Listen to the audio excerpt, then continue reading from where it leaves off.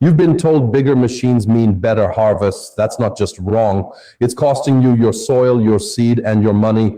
A $500,000 machine versus wooden cradles and bare human hands.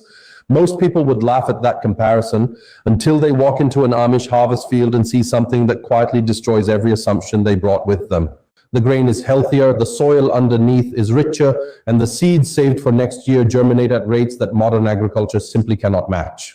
This is not sentiment. This is not stubbornness. This is a harvesting truth, the industrial world buried under horsepower. And today, every single layer of it comes back to the surface.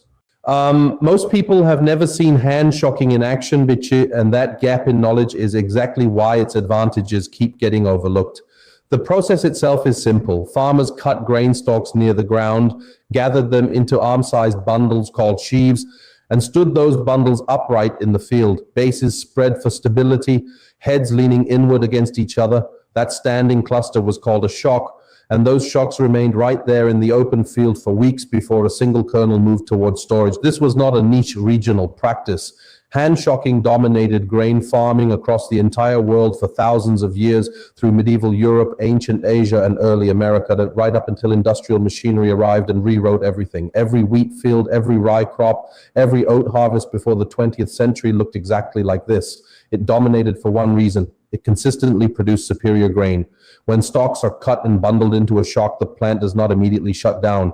Residual nutrients continue moving upward into the seed heads. The kernel keeps maturing through a process called after-ripening, a biological stage that only completes when the plant cures gradually in open air. Wind moves through the gaps between sheaves. Moisture releases slowly and evenly. The grain finishes becoming what it was always meant to be. Hand-shocked grain was deliberately left standing for 1 to 3 weeks after cutting. Not out of slowness, not out of necessity, because that curing window produced stronger, more viable, more nutritious grain than anything harvested and rushed indoors. And generations of farmers across every grain-growing culture on earth confirm that through direct, repeatable observation. The Amish never let go of that knowledge. And the further modern agriculture moves from it, the more visible the cost of that distance becomes. If this is the kind of knowledge you've been searching for, subscribe. There's a lot more where this came from. The combine harvester is impressive engineering, and dismissing it entirely would be unfair. It cuts standing grain, separates kernels from stalks, removes chaff, and deposits clean grain into a holding tank in a single continuous pass. What once required a community working a full week now takes one operator a single afternoon. At industrial scale, that efficiency genuinely mattered. But the story told about combines is almost always incomplete. The speed that makes them valuable introduces damage at every stage, damage that compounds in ways most small-scale farmers never fully calculate. When a combine moves through a field, grain goes from standing stalk to harvested kernel in seconds. No curing period, no gradual moisture release, no after-ripening. The biological window hand shocking was designed to protect gets skipped entirely. Grain harvested this way carries significantly higher moisture. And that moisture has to go somewhere. The industry's answer was artificial drying. Heated air is forced through storage bins for hours until moisture drops to acceptable levels. That process costs money, burns energy, and degrades the volatile compounds that give heritage grain its nutritional depth and flavor. Then there is what the machine does to the ground beneath it. A fully loaded combine weighs between 18 and 60 tons. A peer-reviewed study reported by the World Economic Forum confirmed that modern farm machinery now weighs as much as the largest dinosaurs that ever walked the earth, and that this weight puts 20% of global cropland at high risk of permanent productivity loss from soil compaction alone.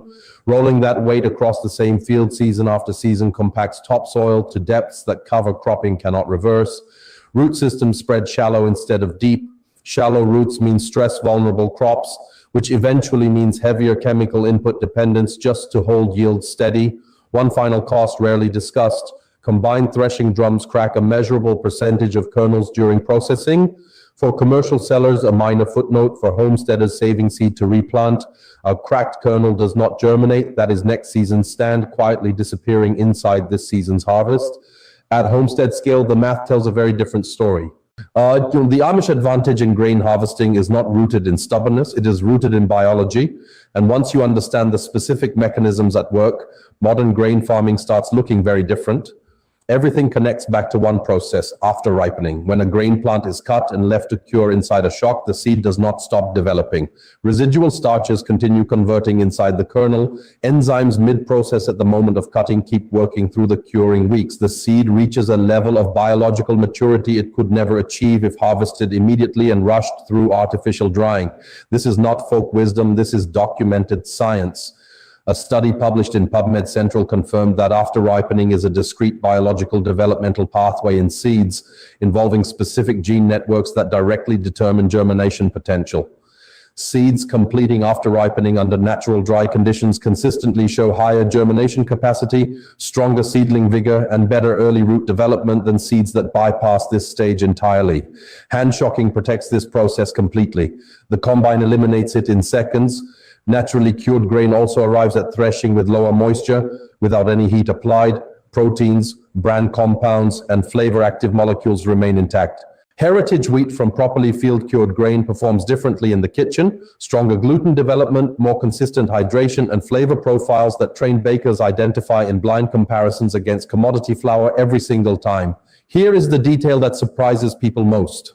The Amish are not unaware of modern equipment. Many communities have observed combines operating and understand exactly what the machine does. A significant number made a deliberate, evaluated decision to continue hand shocking because their own land and harvest kept demonstrating better results over time. That is not tradition for tradition's sake. That is multi-generational evidence-based farming on land they intended to pass to their children in better condition than they received it. Understanding the process step by step is what separates people who find this interesting from people who can actually put it to use. Hand shocking begins with timing, and timing determines everything that follows. Grain is cut when kernels reach what farmers call the hard dough stage. Press a kernel between your fingers and it holds its shape firmly but still carries a trace of give. Dense and formed but not completely dry.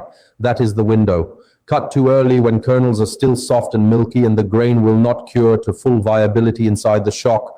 Wait too long and the heads turn brittle, shattering on contact and losing grain to the ground before it ever reaches storage.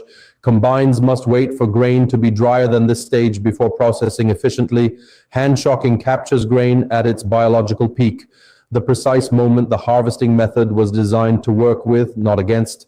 Cutting is done with a scythe or sickle. The cut stalks are gathered into bundles roughly the diameter of 2 arms wrapped around them, a size that is not arbitrary but is the exact dimension that allows sheaves to stand stably when leaned together. Bundles are tied using a few twisted stalks of grain itself. No twine, no tools, no purchased materials of any kind. Building the shock is where individual sheaves become a functioning curing structure. 8 to 12 sheaves stand upright in a circle, grain heads skyward, bases spread slightly outward for stability. They lean inward at the top, supporting each other and creating the airflow channels that drive the curing process. One final sheaf inverted sits across the top as a rain cap, shedding water away from the grain heads below at zero cost, using nothing beyond what the field already provided. The shocks stand for 1 to 3 weeks. Moisture drops naturally after ripening completes. When threshing day arrives, the grain coming off those sheaves is drier, more complete, and more viable than anything a combine delivers. And farmers who follow this process consistently report 10 to 15% higher seed germination rates as a direct result. The conversation about hand shocking almost always hits the same wall: time. People assume the labor requirement makes it completely impractical for anyone outside an Amish community with generations of collective work culture built in. But that assumption does not survive contact with real numbers. Hiring combine services for small acreage carries a minimum charge regardless of plot size. The machine still has to travel, set up, and run, and those base costs do not scale down for a quarter-acre job. Then add artificial drying costs because machine-harvested grain almost always comes in too wet for direct storage. Add the long-term soil remediation costs from repeated compaction on the same ground. Add seed replacement expenses when combine harvested grain germinates poorly the following season. Hand shocking carries none of those costs. A team of 4 to 6 people can hand shock a half acre in a single morning. That is not a theoretical estimate. It comes from documented community harvest records and modern homesteaders who have timed the process on their own land. Even a single family working steadily can cover a quarter-acre plot over 2 days without outside help. The community harvest model the Amish run is directly transferable to any small cluster of neighboring farms or homesteads. Families coordinate planting dates in spring so harvest windows align in summer. Basic tools other than scythes, sickles, binding materials are gathered once and shared across properties. Each plot receives a full crew for a day, then the group rotates to the next. Grain divides proportionally at threshing, no money exchanges hands. Think of the combine the same way you think of chemical pesticides in the garden. Fast, scalable, and impressive on the surface, but quietly extracting a cost from soil health, seed quality, and long-term productivity that never shows up on this season's bill. The Amish saw that trade clearly. Their fields show they were right. Soil compaction from heavy machinery never announces itself dramatically. It builds in silence, and by the time declining yields make the problem impossible to ignore, the damage is already several years deep and far harder to reverse than it was to prevent. Every combine pass compresses soil to depths of 18 inches or more below the surface. Over multiple seasons on the same ground, those layers consolidate into what soil scientists call hardpan, a dense stratum that water struggles to penetrate and that root systems cannot efficiently grow through.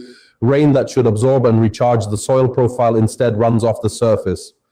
Nutrients applied at the top cannot follow water pathways down to active root zones. The field gradually becomes less responsive to every input, water, fertilizer, seed, because the physical structure that makes those inputs work has been mechanically destroyed, one harvest at a time. Amish fields farmed with horse-drawn equipment across multiple generations tell a completely different story. The combined weight of a draft horse and loaded grain wagon is a fraction of the lightest commercial combine. Soil structure recovers between seasons rather than compressing further. Organic matter builds rather than declining. The fungi, bacteria, and invertebrate communities that drive nutrient cycling remain active rather than being disrupted and suppressed year after year. For anyone farming the same plot annually, which describes nearly every homesteader watching this, soil trajectory is the single most consequential long-term variable in the entire operation. Every decision about what weight crosses that ground either builds its future capacity or quietly limits it. Hand shocking removes heavy harvest machinery from the equation entirely. That one decision protects your soil structure, its biology, and its productivity for every season that follows. Here is what this all comes down to. Hand shocking grain is not a primitive leftover from a less sophisticated era. It is a deliberate, biologically grounded harvesting system that preserves grain quality, protects seed viability, and maintains soil health in ways that mechanical harvesting cannot replicate at speed. The Amish did not preserve it out of sentiment. They preserved it because their fields, their seed, and their harvests kept proving it right season after season. The hidden costs of combined farming, soil compaction, artificial drying expenses, reduced seed germination rates, long-term yield decline on continuously farmed ground rarely appear on a single year's accounting, but they accumulate, and they matter most to exactly the kind of grower who is watching this right now. Someone farming the same land they intend to keep farming, who cares about what that land looks like 10 harvests from today. For any homesteader or small-scale grain grower, hand shocking is not only feasible on a quality per dollar basis, accounting for seed saving, soil health, and zero drying cost, it is genuinely the stronger choice for anyone growing heritage varieties or planning to replant their own seed. Now, here's what I want from you. If you had a small grain plot, even a quarter acre, would you try hand shocking, or does the combine still win in your mind? Leave your answer in the comments. That conversation is worth having. If forgotten farming wisdom and natural growing methods are what brought you here, subscribe, because that is exactly what this channel covers. Every single video. Next time, we are uncovering an Amish soil fertilization method that works on any garden, any size, and the results speak for themselves. The answers were never lost. They were just waiting for someone to look back.